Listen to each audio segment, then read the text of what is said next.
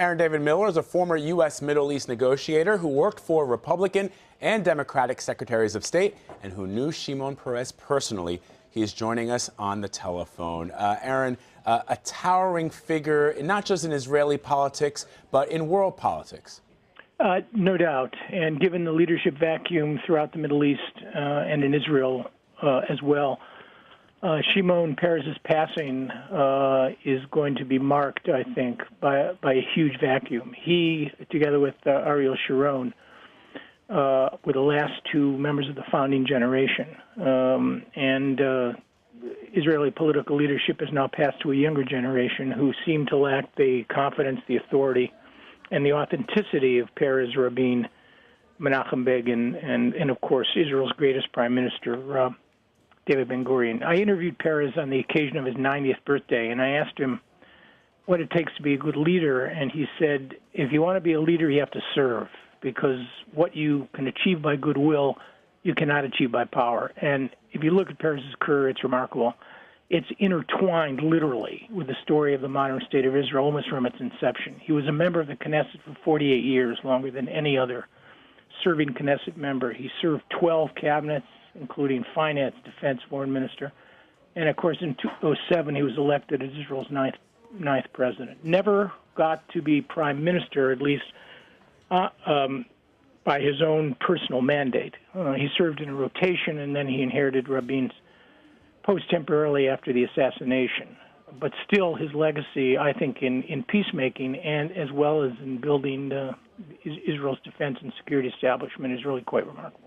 Yeah, Aaron, talk to us a little bit about that Nobel Peace Prize that he shared with Yasser Arafat, who was the leader of the Palestinian Liberation Organization, for the Oslo Accords that were signed back in 1993. How important was that?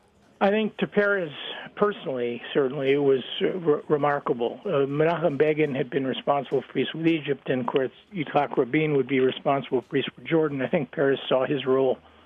Well, Rabin preferred the Syrian track. Peres saw his role as making peace with the Palestinians, and in secret negotiations, he with Rabin's blessing, of course, and input, ended up concluding a remarkable set of arrangements, which later known as the Oslo Peace Process. Structurally flawed, it was still nonetheless a heroic effort to reconcile Palestinian national aspirations with Israeli aspirations as well. I remember talking to Peres shortly after the signing ceremony on the White House lawn, and I remember, how enthusiastic he was and how convinced he was that this would represent a turning point. Sadly, for Peres, his legacy lies now pretty much broken and bloodied. And I think if he had one objective in his career, I think it would have been to leave a legacy of a better relationship with the Palestinians. Aaron, talk to us, you just mentioned a little bit of that, but talk to us what it was like for Mr. Peres at the beginning, at the founding of the nation of Israel back in 1948. As you pointed out, he worked with David Ben-Gurion, Israel's first prime minister. Even before the creation of the state, he was a member of the pre-independence military organization, the Haganah. What did he say to you in those times that you've spoken to him about what the times were like back then? I never talked to Peres about the early days.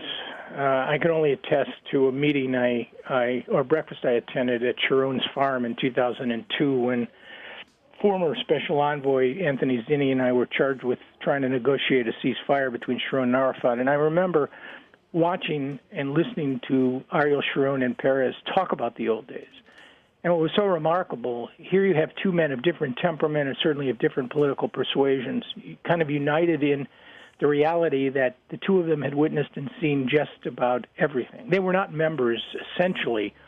Peres was young at the time, so you wouldn't call him a founder, but he clearly was a member of that founding generation. And remember, those were the days when Israelis were given tremendous responsibilities at a very young age in the early years of independence. I mean, at 24, Peres was already intimately involved in shaping the Israeli Navy. By the age of 29, he was already Director General of the Israeli Defense Ministry and responsible for not only deepening Israel's military capacity, but he would be responsible ultimately for the secret program that led to the development of Israel's nuclear weapons industry. So Peres really was there. I told my interview with him in foreignpolicy.com, present through the creation, not at the creation. Shimon Peres was there to watch it all, and it's a remarkable testament. One of the few, I think, political leaders in a democratic polity. I would compare him, perhaps not an accomplishment, to Hamilton or Franklin, who never really achieved the highest office of his country, but played a seminal role in just about every other capacity. And the quote Peres gave me when I interviewed him at 90, if you want to be a leader, serve, because what you can achieve by goodwill, you cannot achieve by power.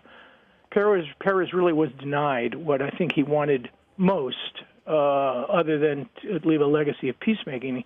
He was denied the opportunity to be elected by the people of Israel in his own right as prime minister, and I think that hurt him. I think to a large extent, Peres had imperfections and failings. He was mocked by Israeli politicians and pundits for his narcissism, for his political slipperiness.